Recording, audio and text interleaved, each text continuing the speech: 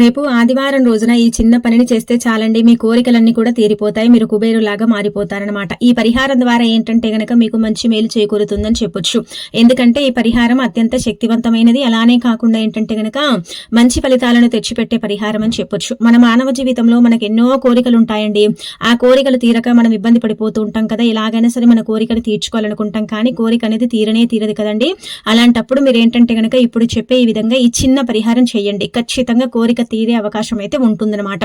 అంటే ఒకటేసారి మీరు కోరుకున్నది వెంటనే జరుగుతుందని కాదు, మీ కోరిక తీరుతుంది, కానీ కొంచెం సమయం పడుతుంది. అంటే 48 గంటలు పట్టొచ్చు, 7 రోజుల్లో మీ కోరిక తీరొచ్చు, 11 రోజుల్లోనైనా సరే మీ కోరిక తీరటానికి ఎక్కువగా అవకాశం అయితే ఉంటుందన్నమాట. అందుకే మీరు ఏం చేయండి అంటే గనక ఒక మందార ఆకుని తీసుకోండి. మందార చెట్టు దగ్గరికి వెళ్లి సంకల్పం చెప్పుకోండి. మా అవసరం కోసం మేము తీసుకెళ్తున్నాం, మేము తీసుకెళ్లిన పరిహారము అంటే మేము చేసే పరిహారం మాకు ఖచ్చితంగా సిద్ధించాలని సంకల్పం చెప్పుకొని మందార ఆకుని తెచ్చుకొని దాన్ని శుభ్రం చేసుకొని దానిపైన ఎర్రపప్పు ఉంటుంది కదండి. ఎర్రపప్పు ఏంటంటే కనుక గ్రహస్థితిని మెరుగుపరచడానికి గ్రహాలకు అంకితం చేయబడుతుందన్నమాట. అంటే గ్రహాల్లో మార్పులను తీసుకురావడానికి ఎర్రపప్పు ఉపయోగపడుతుంది. బెల్లం భగవంతుడికి నివేదన అయ్యే పదార్థం. బెల్లంతో చేసుకునే పరిహారాలన్నీ కూడా మనకు ఫలిస్తాయన్నమాట.